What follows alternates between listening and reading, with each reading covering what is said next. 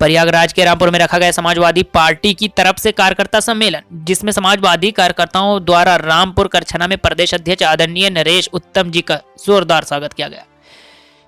आज रामपुर में जीवन दीप हॉस्पिटल के सामने समाजवादी पार्टी का एक विशाल कार्यकर्ता सम्मेलन किया गया, जिसमें मुख्य अतिथि माननीय नरेश उत्तम पटेल प्रदेश अध्यक्ष समाजवादी पार्टी, विशिष्ट अतिथि माननीय उज्जवल रमण सिंह पूर्व कैबिनेट मंत्री वर्तमान विधायक करछना मौजूद थे। पूरे कार्यक्रम के आयोजक डॉक्टर गुलाम मुस्तफा उर्फ लाल मियां व डॉक्टर हूर फातिमा वरिष्ठ समाजसेवी व नेता के सौजन्य से किया गया, जिसमें क्षेत्र के हजारों की तादाद में कार्यकर्ता, पदाधिकारी, नेतागण इकट्ठा हुए।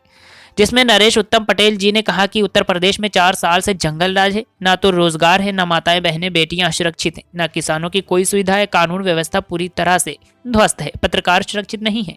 पत्रकारों के सवाल में कोरोना काल में वित्त विहीन शिक्षकों के रोजगार को छीनने के सवाल में प्रदेश अध्यक्ष नरेश उत्तम ने बताया कि यह सरकार की विफलता को दर्शाता है। वहीं पर आदरणीय उज्जवल रमण ने कहा कि एमएलसी मान सिंह यादव जी को समाजवादी पार्टी को वोट देकर भारी से भारी मतों से जिताएं। उन्होंने कहा इतनी ज्यादा कार्यकर्ताओं की भीड़ यह भी दर्शा रही है कि मान सिंह यादव को कोई हराने वाला नहीं है। मुख्य रूप से कार्यक्रम में उपस्थित जिला अध्यक्ष योगेश यादव जी, पूर्व सांसद नरेश सिंह पटेल, संदीप पटेल, सदस्य जिला panchayat ward number 63 Ravishchandra Tiwari, block प्रमुख करछना विजय राज सिंह, जिला अध्यक्ष यूथ ब्रिगेड अच्छे लाल यादव, शहबाज हक, कैशव विश्वकर्मा, डॉक्टर अफजल, शिव यादव, विकास, सुनील अहमद आदि बहुत से कार्यकर्ता और पदाधिकारी गण कार्यक्रम में मौजूद रहे। प्रयागराज से हिमांशु तिवारी के साथ शिवशंकर कुशवाहा की खास रिपोर्ट। आपराधिक घटनाएं घट रही हैं आए दिन। कोई दिन ऐसा नहीं होता जिस दिन की पेपर में या न्यूज में कोई आपराधिक घटनाएं घट न रही हो। उसके विषय में हम थोड़ा सा आप लोगों से ये जानना चाहते हैं कि आप लोग उस पर किस प्रकार से एक्टिव हैं, किस प्रकार से विरोध कर रहे हैं। विपक्ष में आप लोग हैं, तो आप लोग किस प्रकार से उस पर मतलब कि वो कर रहे हैं। देखिए, उत्तर प्रदेश में जंगल राज है। जी नमस्कार। 4 वर्ष में भारतीय जनता पार्टी ने उत्तर प्रदेश में अपराधियों को खुली छूट दे दिया। हत्या, डकैती, लूट, राजनी, बलात्कार, महिलाओं के साथ छेड़छाड़, बच्चियों के साथ दुष्कर्म की घटनाएं लगातार बढ़ रही हैं। सरकार कानून व्यवस्था पर पूरी तरीके से फेल है। जनता त्राहिमाम कर रही, किसी का जीवन सुरक्षित नहीं है। चाहे किसान हो, मजदूर हो, दुकानदार हो, शिक्षक हो, डॉक्टर हो, प्रोफेसर हो या पत्रकार साथी हो, किसी का जीवन सुरक्षित नहीं है। अगर कोई व्यक्ति कुछ पैसा लेकर के अपने घर से जानकारी देकर बाहर जाता है तो उसे लूट लिया जाता है। और जैसा आपने अभी खुद कहा कि पत्रकार भाइयों ने लगातार अपने चैनल के माध्यम से और अपने अखबारों के माध्यम से जगह जगह की घटनाओं का जिक्र किया, सरकार को चिताया। विपक्ष ने भी अपनी बात को रखा सदन से लेकर सड़क तक कि अपराध नहीं रुक रहे, अपनी पॉलिसी ठीक करिए। जो आपकी पॉलिसी है वो ठीक नहीं है, आपकी नीयत ठीक नहीं है, आपके अधिकारी नहीं सुन रहे हैं। लेकिन सरकार हवाई बातें कर रही है कि हमारे जमाने में अपराध कम हुआ है, फर्जी आंकड़े दे रही है। सर, आज का पढ़ा लिखा युवा बेरोजगार घूम रहा है, उसके लिए आपका क्या कहना है? सही कहा, 14 करोड़ अब तक रोजगार होना चाहिए था। भारत के प्रधानमंत्री ने कहा था कि प्रत्येक वर्ष 2 करोड़ लोगों को रोजगार देंगे। 14 करोड़ लोगों को रोजगार देना चाहिए। और यहाँ अभी जो है 1 लाख भी का रोजगार उत्तर प्रदेश में नहीं मिला।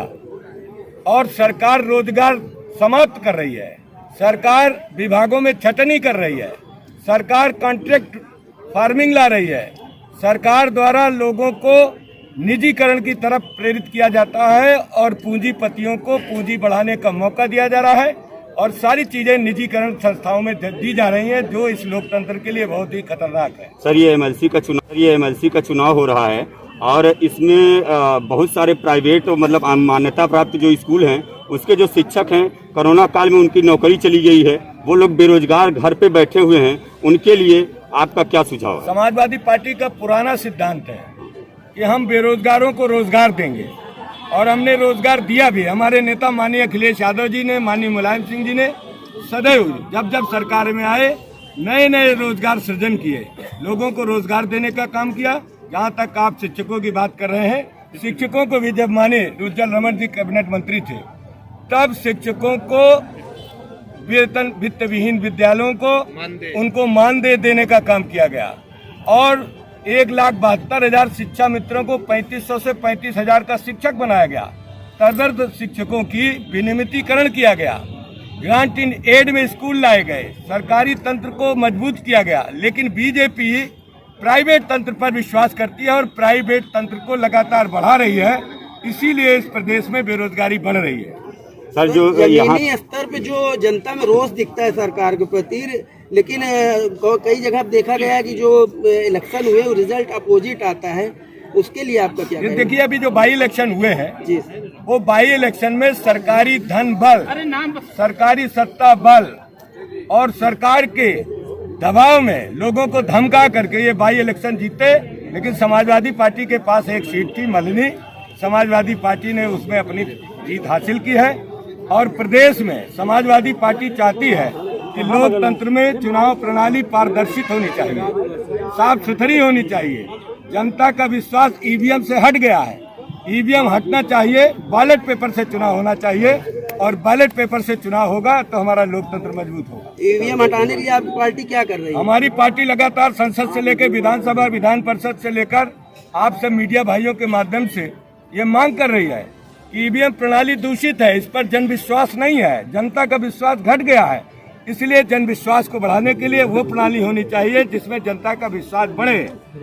बैलेट पेपर एक ऐसा तरीका है जिसमें मतदाता को सही सही देखने को मिलता है, उससे मतदान सही होता है। हमारी मांग है कि बैलेट पेपर से चुनाव हो, लेकिन ये विधान परिषद का चुनाव बैलेट पेपर से हो रहा है। पढ़े लिखे लोगों का चुनाव है, ग्रेजुएट लोगों का चुनाव है।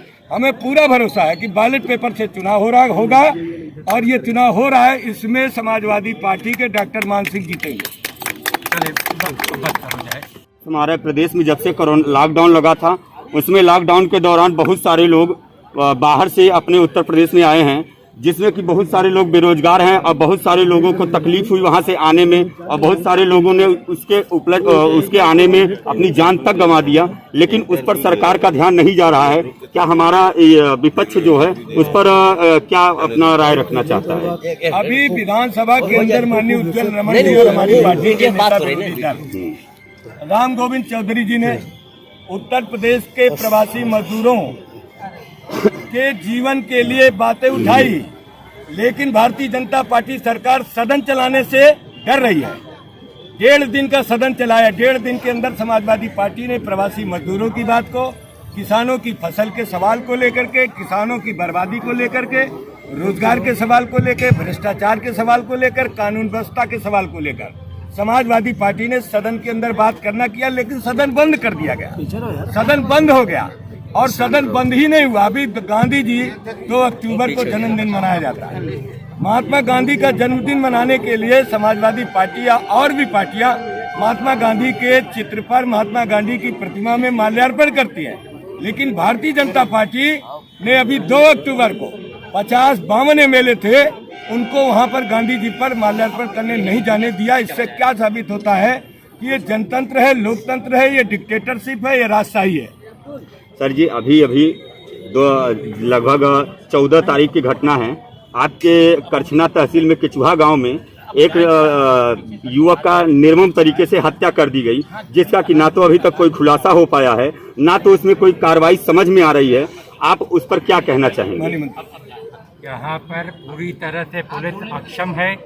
पुलिस जो है नाकामयाब रही है और खाली उगाही कर रही है। उनके रिश्तेदारों को पकड़ कर लाती है और पैसा लेने का काम पुलिस के द्वारा किया जा रहा है।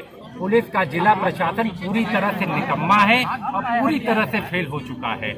मैं तो मांग करता हूँ कि इसका तुरंत खुलासा हो और जो लोग हैं उस सलाखों के पीछे जाएं और उनको सजा मिले, तभी उस मृतक के परिवार को, उस मृतक की आत्मा को शांति मिलेगी। बस सही क्या है? इसका पर्पज ये है कि MLC का चुनाव हो रहा है, जिसमें हमारी पार्टी से डॉक्टर मान सिंह यादव जी हैं, समाजवादी पार्टी हैं। उनको जिताने के लिए, उनकी वोटिंग के लिए, उनके वोट बैंक बढ़ाने के लिए एक कार्यक्रम रखा गया है, जिसमें प्रदेश अध्यक्ष हमारे माननीय उत्तम पटेल जी हैं और विधायक करछना श्री विद्यारमण सिंह जी हैं। इस कार्यक्रम में जो एमएलसी का चुनाव हो रहा है, इसमें मतलब कि आपका विज़न क्या है, आपका मतलब सुझाव क्या है कि आप किस प्रकार से जीतने के बाद काम करेंगे?